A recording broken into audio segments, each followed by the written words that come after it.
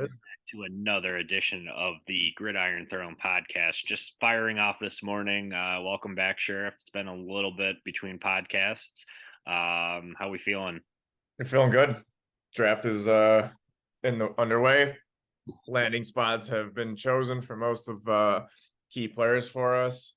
So that's exciting. Obviously, now we can start making some moves depending on those landing spots. But I just gotta start this off with like the biggest draft day move in my opinion that I just like can't fathom. Mm-hmm. Jameer Gibbs to the Lions. You trade up to get Jameer Gibbs. And that's what I said too. And I think overall, I think that just shows that they don't really care for Swift. I think they think he's too injury prone. Yeah. But that doesn't mean I'm out on Swift per se. I think that he will end up going somewhere. They're going to trade him. They're fielding offers. Now, whether that landing spot is good, that's to be determined. But that's how it works, just in general. So we'll have to see. But yeah, odd move, but it's kind of a thunder and lightning with Montgomery now going forward. So it'll be good. It'll save him from having to do the goal line, but that kind of tanks his fantasy stock a little bit, unless it's a deep league. But Exactly. So I mean, obviously a lot of different moves, a lot of things to discuss. But that was just one of those things that I literally sat there, watched it, and I said, okay, Lions are trading up to 12, and then they select Jameer Gibbs. Like it just blew my fucking mind. Yeah, it didn't really make sense. I mean, I get what they're doing because, like we've talked about before, the true bell cow backs are far and in between. There's probably like 6 in the league that I can honestly say they have no, and that even will change this year. Right. They won't have somebody at their heels, but we've also seen the alternative. We've seen Zeke and Pollard be pretty. You could start both of them in most weeks. It was dumb, I know, but yeah. a lot of it honestly just had to do with Zeke just getting those goal line touches and putting up 2 touchdowns. That he's usable then, but we'll see where he lands too after the draft. And that's why some of these running backs, outside of Bijan, outside of Gibbs, it's going to be interesting because one of the ones that I'll bring up, I know we can kind of go in order after this, but running back wise, Zach Chardonnay going to Seattle.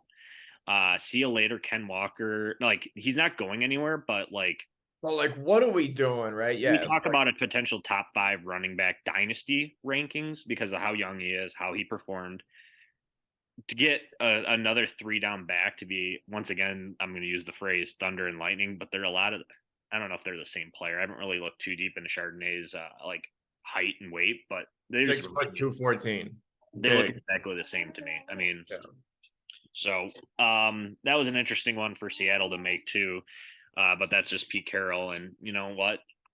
They let go of Russ, and it ended up working out with Geno Smith. So it's all about the system. But speaking of Seattle, JSN at 20, he was kind of like floating between what the 10 and 20 picks. Like that was where he was gonna go. I obviously wanted him at 9 or at 10 for the Bears.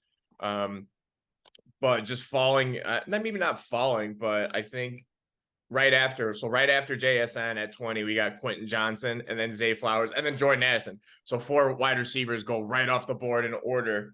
Kind of funny how it went too. It was like all these contending teams who needed another wide receiver got it.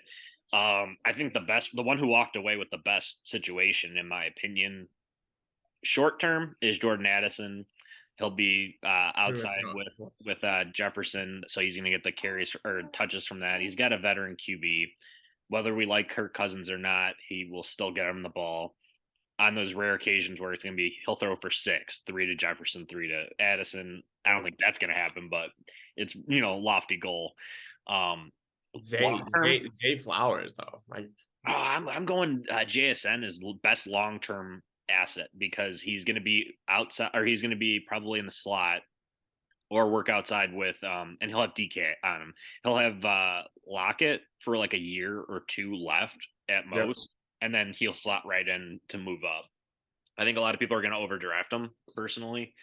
And I think they're going to expect him to put up these huge numbers right away, and that's just based off of maybe not everybody's league, but based off of a couple leagues that I'm in, I know a couple of people will draft him a little high, me included. But I also usually my strategy would be to have a veteran in front of him, so I don't have to worry about that situation. So So you know who is also moving as you just kind of look down the list, you know who's also going to move to the slot now? So Quentin Johnson's going to the Chargers, right? Mike Williams ain't going to the slot. Quentin Johnson ain't going to the slot. So Keenan back up. Keenan fucking Allen to It now might be a go. nice buy. He might be if someone sees the rookie come in, that might be a good buy too. Is Keenan Allen? I love Keenan Allen. I do too. Great route runner, just like Jordan Addison actually, and that's the biggest thing too is that Jordan Addison's like almost a little mini JJ, maybe obviously a little bit shorter, but in terms of the route running and Clean. the horizontal agility and maybe not like forward speed, like they're pretty comparable for the most part actually. So that's going to be a really nice pairing in Minnesota. Yeah. All right. We could briefly touch on these QBs, just like the Yep. landing spots. Bryce Young to Carolina at 1. Houston took CJ Stroud. Anthony Richardson at 4 to Indy.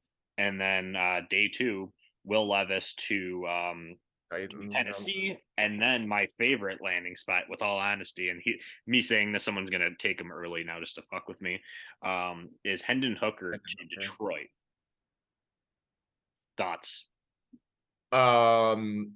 Titans, obviously, we know where they sit now. I don't think they were really ever in on good old Liberty QB Malik Willis. I think they did that literally off one tangible, and that was his arm strength. And maybe being able to run. They wanted to kind of run an option offense, maybe. But yeah, and he's mediocre at running. He was always, and you have to get a big school QB. When's the last time we've had one? Maybe Joe Flacco out of Delaware. Where did Josh Allen? Josh Allen was Wyoming. But at this point, Wyoming's kind of grandfathered in. Yeah, and I guess I can't really say it too much. I mean, they have enough. They get their asses kicked enough against good, Power 5 schools. Yeah. No, is that the end all be all? No, because you're playing with top talent. You can go to a shit team kind of like CJ Stroud did. But I really liked so the Texans are funny because they traded a lot, but they got 2 of arguably best players out of the draft with Stroud and Will Anderson. Now, that being said, I probably lean a little bit further that him down the list. I move AR up to 2 just because of starting right away. Even Bryce Young's not a guarantee to start right away. I mean, he probably will, but you don't think that Frank Reich might just have him sit for a couple games and do like the whole Andy Dalton starts for a couple? I really don't. But maybe. I don't know. I really don't see that as a scenario to sit there and be like, it's Matt Corral, right? No. It's Andy Dalton. Oh, it's actually Andy Dalton. Yeah. Why? Like, what does Bryce Young need to watch Andy fucking Dalton for? Like, I guess that's the transition because we've watched enough QBs flop out of it. Manziel, we've watched. I guess we're just talking about Alabama quarterback. Yeah, Nick Saban groomed quarterback. Yeah, I mean it's hard though. Won the Heisman. He's not Mac Jones. Jalen Hurts sat for a year. Mahomes sat for a year. So they learn from people. You got to learn how to throw. But I also think Bryce Young will be solid. Like he might be one that in 1 QB leagues is maybe a 3rd or a late 2nd pick, and that's 1 QB league, so not super flex where it kind of you need the 2 QBs to be successful. But good old Anthony Richardson though, right? Now that becomes super interesting because they drafted off of like measurables and intangibles and the very minuscule game tape that they have on this guy. Side note, fun fact, I don't know if you happen to catch the interview with Anthony Richardson, his mother, and his little brother. Did you at all? Mm-hmm. Little brother is 13 years old with a deeper voice than me and you combined, and he has a neck tat. He has a fucking neck tat. I could not. This is literally an all-time video. I could not believe it. Yeah, it was great. It's we'll see if he end up. I wonder if he's a baller too. Like I wonder if he. Of course he is. Come on. Probably. No, why not? I really do. I mean, you've been in on Anthony Richardson. The only thing that scares me about him is his accuracy, but he'll learn it. Right. That being said, JT and Pittman, they're going to lose goal line touches now. Sure. I mean, I'm not saying go off and not draft those guys. Those guys are going to be higher up now because they got the QB.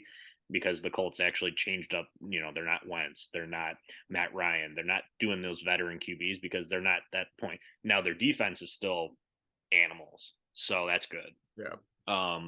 We'll see what their O line bounces back to. That's going to be big for the Colts to be successful, but he would be my number 2 off the board for actually number 3 because I'll still take Bryce Young, just based Sure. on him for sure being like solid right away, and if not, then in theory he'll be okay. Like he'll figure it out if they don't start him right away. Which I don't know. Justin Fields didn't start over Andy Dalton right away either. Yeah. Yeah. No, I mean, I'm just saying it's And not I'm guessing necessary. that, It's not and necessary. It doesn't benefit Bryce at all. It no. really doesn't. And then they took Mingo.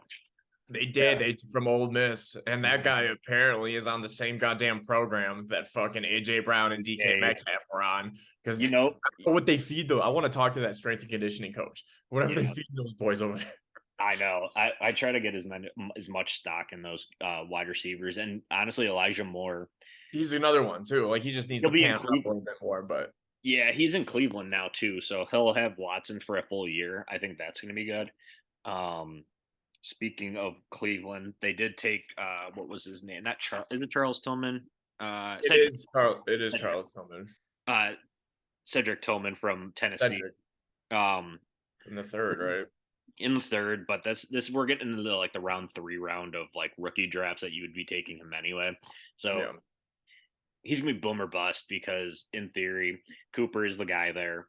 They have Elijah Moore now, and then they have DPJ as well. Depending on how much they throw, that's the thing too, is they run the ball a lot. So it's a tough landing spot for him. And then Jalen Hyatt going to the Giants. He'll be a part of a 7 wide receiver rotation. Granted, 4 out of the 7 are probably hurt right now. His ceiling, like I told you earlier, is Tyreek Hill, but could overall end up being like Donovan or not Donovan, Darius Hayward Bay. Yeah. We'll break it down in a later pod. We'll do like a mock draft, but overall, I mean, Nathaniel Dell, so Tank Dell going to Houston to pair up with John Menchie and Stroud. I like that landing spot. That could be really nice for CJ, especially John coming back. And like let us not forget, like John Menchie is a really good wide receiver. Yeah, I think people are going to sleep in the draft, kind of fell in the draft, and then obviously had to deal with his leukemia. Yeah. So like that landing spot as well. Quentin Johnson, I think, is going to be probably like the best wide receiver right away. No, I said Addison earlier, but like maybe my number 2 would be Quentin Johnson just because of how frequently Keenan Allen gets hurt. And then I think there's this thing about Mike Williams too that people think he gets hurt a lot, but if you look back at his games, he's played like 16 games like the last 4 years in a row. He just gets banged up. I think that's part of the problem. Yeah. Let's talk about tight ends. Dalton Kincaid to Buffalo. Yeah. Goodbye. That could be Dawson Knox. Yeah, that could be your 1-2. Or you got Stephon Diggs 1, and then Dalton Kincaid across the middle. That's something that they've been desperately needing. Really like that for him. He could be a potentially late first, depending on some of these running backs today that might go. As we're taping this after rounds 1 through 3. Just kind of an initial reaction. The next one that was kind of surprising, not really though, is Sam Laporta. I told you about him previously out of Iowa. Yeah, he went before fucking Mayer. He's more of a downfield option. And then that being said, Michael Mayer to Oakland, all great landing spots for all 3 of those tight ends. So very, very draftable tight ends now because of those landing spots. Especially if you want to think that maybe the Raiders can reenact some damn Darren Waller things with Michael Mayer, which I think they can. That becomes now. And what does Jimmy throw to? Who was he used to throwing to? Fucking Kittle. Yeah. So that right there alone I would almost maybe put him above Buffalo, above Kincaid, just in the scenario world, right? Because they first have to see if Dawson Knox can win his position. Probably not gonna. And then they're gonna have to cut his ass because they gave him a big contract last year, thinking he was the man, and then he ain't the man. He Right. ain't the man. Yeah. Plain and simple. And this is one that I kind of forgot about too. End of the second was Marvin Mims. I saw that. Going to Denver. That pretty much means that those rumors of them trying to trade out of a wide receiver is I kind think of that was N3. Yeah. Or is it end of 3 or end of 2? End of 2. End of 2. Okay. Either way, Denver, good landing spot. They will probably have to either trade. They're probably not trading Judy. Maybe they're trading Tim Patrick or potentially or what's his name, Cortland Sutton. Yeah. It's a good spot. And then if you move up a little bit, Rashee Rice. There you go for your Mahomes stock. SMU wide receiver. I actually missed that earlier. So there you go. I'm not gonna reach for him, but there's something there, right? Yeah, I mean, yeah. Once again, these are day 3 or third rounds, fourth round pickups. Someone will overdraft them because Mahomes will make them look good. Of course. And then my favorite two, Josh Downs, probably our late or early second rounder, and then go into a perfect spot with the Colts. They need a wide receiver. And I really liked him a lot watching him in the combine. Like he looked the most crisp besides maybe like JSN and Addison and maybe those first rounders, but he looked the most crisp for being like a day 2 pick. And I can't believe that he kind of went behind all those guys. So for the Colts, yeah, that's a fucking great pick. Especially where they drafted him in the draft. So yep. And then they've had a solid draft. They've a couple days. They really have. And then just touching on running backs too, Tajay Spears going to Tennessee. He'll back up. I think Henry's got 1 year left. And then it's kind of funny. They've drafted like running backs to back him up for like the last 4 years, and everyone always bites on him, and they all are terrible. And then Devin, I'm going to Akane goes to Miami. He'll probably start off as the 3, but as we know with Mozart and Wilson, they always get hurt. Yeah, but he's fast, so that'll be good. Good landing spot. And then Tank Bigsby. I think he's going to start taking some of Etienne's carries away on the goal line. I think he'll be the goal line guy. Let's look at these measurables. 6 foot 210. Maybe, yeah. He'll be. That's actually a really good fit for him too. But surprisingly, we didn't talk about yet, is going to be Bijan just magically going to the damn Falcons. Yeah, it was a good landing spot. Granted, they don't have a QB right now, but they can get one next year with Caleb or Drake May. The problem is, I don't think they're gonna be bad enough to do that, but we'll see. Yeah. But you also don't need like a star to turn around and hand the ball off. So, and that's all we need him to do, baby. It's all we need him to do. Bijan's going number 1, boys. Told you this. It's happening. Yep, exactly. Big money. Big money. And then Dave can draft Jahmyr Gibbs at 4. Yeah. Yeah. He's gonna. He'll make moves now to move up too, because everyone has rookie fever at this point. So that's rounds 1 through 3. We'll do another pod finishing up 4 through 7. Just on some of these running back, maybe some QB landing spots, since we touched on basically all of them. One last one that I'll touch on is Trey Tucker to Oakland. He was a Cincinnati wide receiver. And then Michael Wilson out of Stanford went to Arizona. Could be interesting just because of Kyler loves to sling it. So, yeah. Any closing notes?